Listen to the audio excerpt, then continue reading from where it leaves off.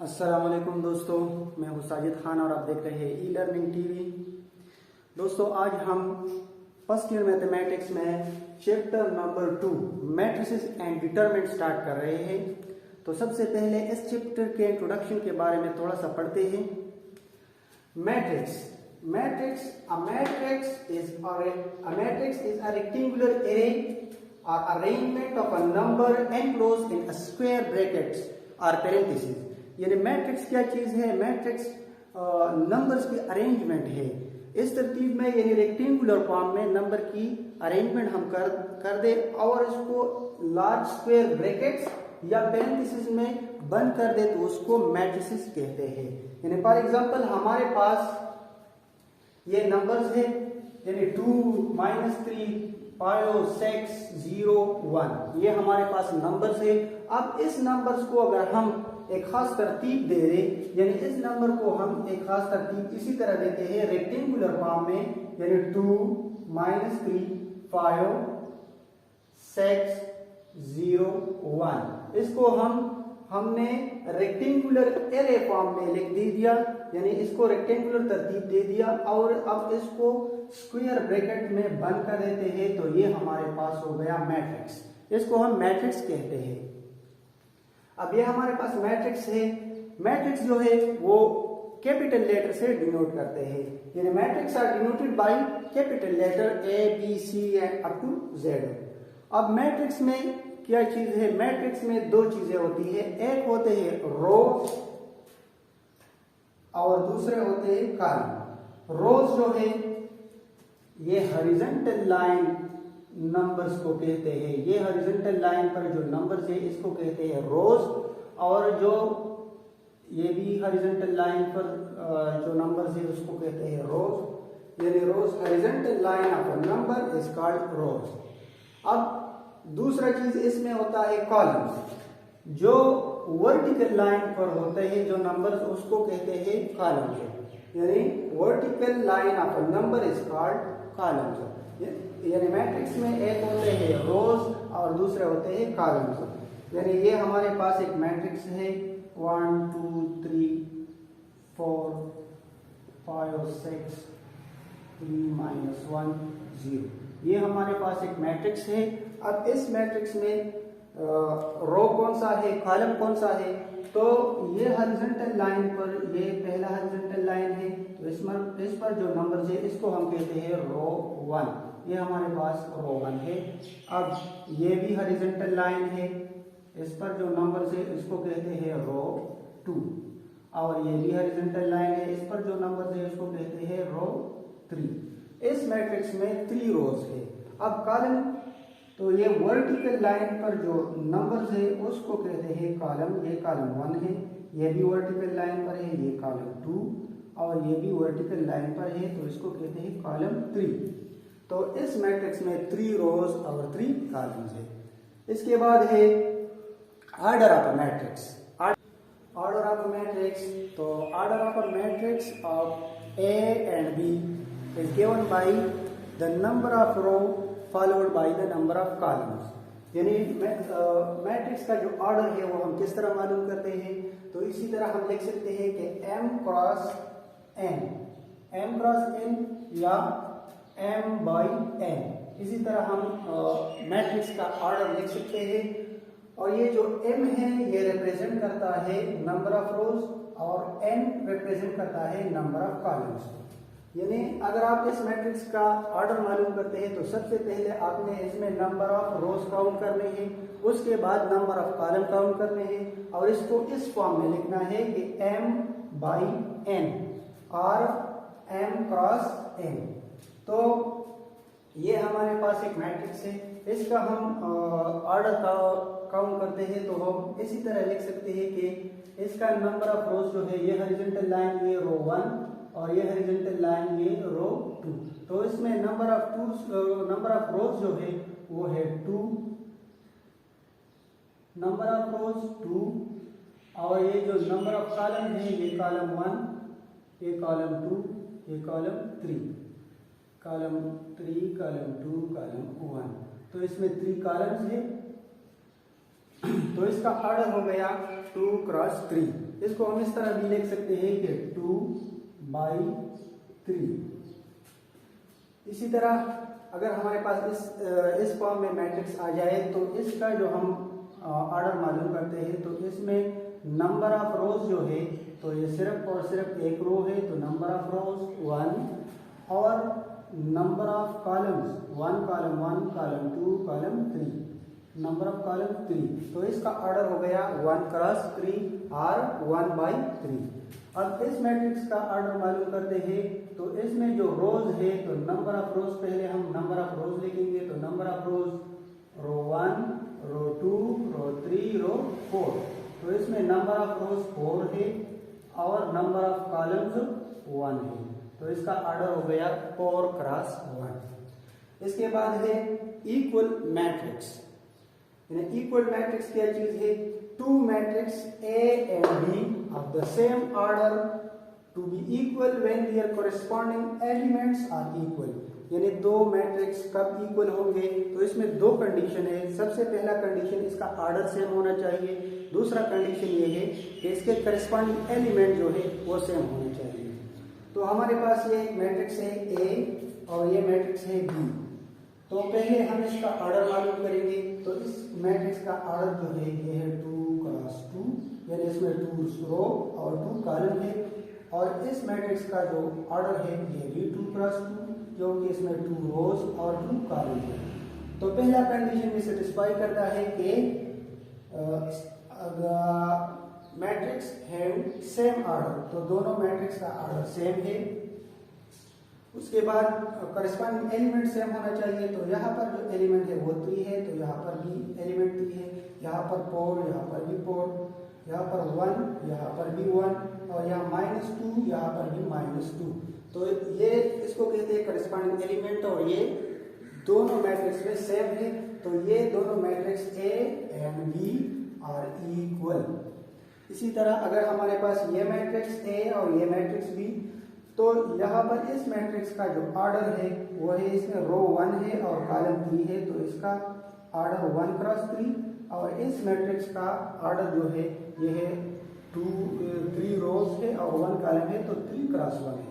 तो इसका order same नहीं है तो पहला कंडीशन सेटिस्फाई नहीं करता, इसीलिए ये मैट्रिक्स दोनों मैट्रिक्स जो है ये इक्वल नहीं है। इसके बाद हम पढ़ेंगे टाइप्स ऑफ मैट्रिक्स। अब टाइप ऑफ मैट्रिक्स है तो सबसे पहला टाइप जो है उसको कहते हैं रो मैट्रिक्स। तो row matrix a matrix with only 1 row. यानी रो मैट्रिक्स कौन से मैट्रिक्स को कहते हैं? जिसमें सिर्फ और सिर्फ एक रो हो। एक रो वाले मैट्रिक्स को हम रो मैट्रिक्स कहते हैं। यानी ये मैट्रिक्स हमारे पास मैट्रिक्स A है। इसमें अगर हम नंबर ऑफ रोज काउंट करेंगे तो सिर्फ और सिर्फ एक रो है तो ऐसे मैट्रिक्स को रो मैट्रिक्स कहते हैं। यानी मैट्रिक्स B को देख लें तो इसमें नंबर ऑफ रोज आप काउंट कर ले तो सिर्फ और सिर्फ एक हॉरिजॉन्टल लाइन है यानी एक रो है तो ऐसे मैट्रिक्स को रो मैट्रिक्स कहते हैं। इसके बाद number 2 column matrix. Column matrix किसको कहते हैं? अ मैट्रिक्स विद ओनली 1 कॉलम। यानी ऐसे मैट्रिक्स जिसमें सिर्फ और सिर्फ एक कॉलम हो तो उसको कॉलम मैट्रिक्स कहते हैं। ये हमारे पास मैट्रिक्स A है। इस मैट्रिक्स में हम अगर नंबर ऑफ कॉलम काउंट करेंगे तो नंबर ऑफ कॉलम इसमें सिर्फ और सिर्फ एक है यानी कॉलम 1। तो ऐसे मैट्रिक्स को हम कॉलम मैट्रिक्स कहते हैं। इसी तरह मैट्रिक्स B को देखते हैं, इसमें भी नंबर ऑफ कॉलम जो है वो सिर्फ और सिर्फ एक है तो इसको भी कॉलम मैट्रिक्स कहते हैं। तीसरे नंबर पर rectangular matrix. Rectangular matrix if the number of rows and a number of columns are equal in a matrix। यानी किसी भी मैट्रिक्स में नंबर ऑफ रोज और number of columns not equal, यानी नंबर ऑफ रोज और नंबर ऑफ कॉलम किसी भी matrix में बराबर ना हो तो ऐसे मैट्रिक्स को हम रेक्टेंगुलर मैट्रिक्स कहते हैं। यानी नंबर ऑफ रोज को हम m से डिनोट करते हैं, नंबर ऑफ कॉलम को हम n से डिनोट करते हैं और डज नॉट इक्वल यानी दोनों आपस में बराबर ना हो तो ऐसे मैट्रिक्स को हम रेक्टेंगुलर मैट्रिक्स कहते हैं। यानी ये हमारे पास एक मैट्रिक्स है A, यानी 4 6 -1 2 3 1 ये एक मैट्रिक्स है। इसमें हम नंबर ऑफ रोज काउंट करेंगे तो नंबर ऑफ रोज इसमें 2 ہے, رو 1 رو 2. تو نمبر آف روز جو ہے وہ 2 ہے اور نمبر آف کالم جو ہے وہ ہے کالم 1 کالم 2 کالم 3. تو نمبر آف کالم جو ہے وہ 3 ہے. تو یہ دونوں آپس میں برابر نہیں ہے, تو ایسے میٹرکس کو ہم ریکٹینگولر میٹرکس کہتے ہیں. اب اسکوئر میٹرکس ہے, تو square matrix if the number of rows and a number of column in a matrix is equal. اگر کسی بھی میٹرکس میں نمبر آف روز اور نمبر آف کالم آپس میں برابر ہو تو ایسے میٹرکس کو پھر اسکوئر میٹرکس کہتے ہیں. یعنی یہ ہمارے پاس ایک میٹرکس ہے, یہ ہے 2 6 1 4. اس میں نمبر آف روز جو ہے وہ ہے 2 اور نمبر آف کالم جو ہے وہ بھی 2. تو دونوں آپس میں برابر ہے, نمبر آف روز اور نمبر آف کالم. تو ایسے میٹرکس کو کہتے ہیں اسکوئر میٹرکس. اب ڈائگنل میٹرکس ہے, تو diagonal matrix a square matrix in which all elements are zero, in which all elements are zero except diagonal elements. یعنی وہ میٹرکس, وہ اسکوئر میٹرکس, اس میں کنڈیشن یہ ہے کہ diagonal matrix must be square matrix. یعنی ڈائگنل میٹرکس وہ square matrix جس میں all elements are zero, تمام ایلیمنٹس جو ہے وہ زیرو ہو ایکسپٹ ڈائگنل ایلیمنٹس. یعنی ڈائگنل پر جو ایلیمنٹس ہے اس کے علاوہ جتنے بھی ایلیمنٹس ہیں اس میٹرکس میں وہ زیرو ہونے چاہیے. تو ڈائگنل ایلیمنٹ کون سے ہیں؟